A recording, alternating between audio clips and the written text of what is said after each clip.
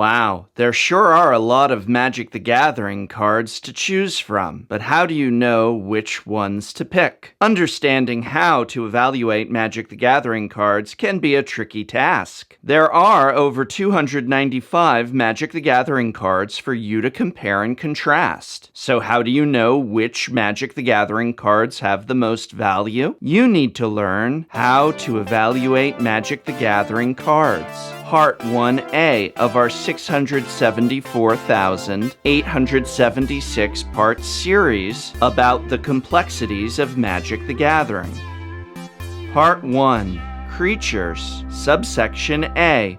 1-drops. A 1-drop is a creature card that can be cast or dropped onto the battlefield for 1 mana. You might think only spending 1 mana for a creature is good value by itself. But did you know there's a variety of 1-drops from which to choose? In fact, there are over 669 1-drop creatures. Wow! Let's look at 3 of them and then move on to something else. Merfolk of the Pearl Trident. Converted mana cost 1. Power 1. Toughness 1. Abilities none. This is what we call a vanilla card. It's not good, but it is good to use as a baseline when comparing to other cards. For example, Flying Man has the same mana cost but also has the ability Flying, which means this creature man cannot be blocked except by other creatures with flying. In Magic the Gathering, this is called evasion, because the creature can attack and evade being blocked. Evasion is an advantage, and therefore Flying Man has an advantage over Merfolk of the Pearl Trident. Since they both cost the same amount, we can safely say Flying Man is a better card than Merfolk of the Pearl Trident. Got it? Good, because it's about to get a lot more complicated, thank God.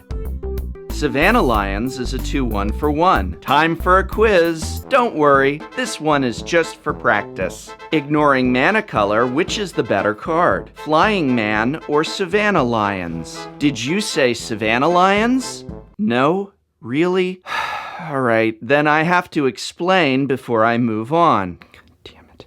A 2-1 for 1 can do so many more things than a 1-1 flyer. Let's say that your opponent plays nothing until turn 3. If that happens, you get in for 6. Then later on, that 2-1 can trade with a 3-2, a 4-2, or just a 2-2. In the exact same situation, the 1-1 flyer will probably only get in for 3, and then it'll get outclassed, meaning it won't even trade with that 3-2, 4-2, or 2-2. Thus, despite its lack of evasion, the Savannah Lions is typically going to be much better than the Flying Man. Now apply this process to the other 667 1-drop creatures currently in the game. When you are done, proceed to subsection 2. Subsection 2. 2-drops. Now we're grinding to less of a halt, because we are talking about 2-drop creatures. Since you are now paying twice as much mana, things can get powerfully complicated. So stay on your toes. Let's start with comparing a recent card to a brand new card. Moorland Drifter, a 2-2 for 2 that can gain the ability of flying when there are 4 or more card types in your graveyard, and a brand new card from Eldritch Moon.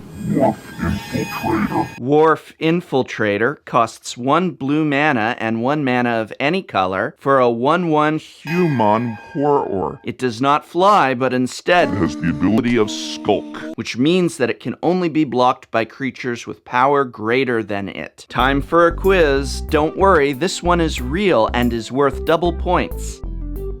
Ignoring mana color, which is the better card? Moorland Drafter or Wharf Infiltrators? Did you say the Infiltrator? The evasion here is superior because when Mr. Wharf hits, you might get an added effect, and since you do, it's a major advantage after all, because when Wharf Infiltrator hits them, you may draw a card. If you do, discard a card. So this is obviously the clear choice now that you have the information you didn't have during the test. Isn't information great? Continuing with this card, wait, why are you looking at Woolly Thokdor, Professor? Don't you know there's more to Wharf Infiltrator? You insufferable academic, the lesson is just beginning. When Wharf hits them, if you draw a card, you discard a card, and if that card that you discard is a creature card and not a non-creature card, then you may pay 2 mana. If you do, you put a 3/2 Eldrazi thing into play. Got it? Great. Looks like you are starting to get the hang of it, but there's a long road to go. But at least now you've begun to understand how to evaluate Magic the Gathering cards. Please begin Part 1B after the test on the material that was not covered. Thank you.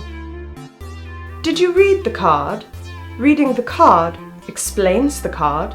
But it is also the story of one company's search for meaning.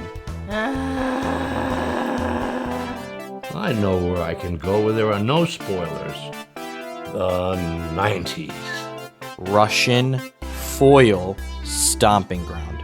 Send a message.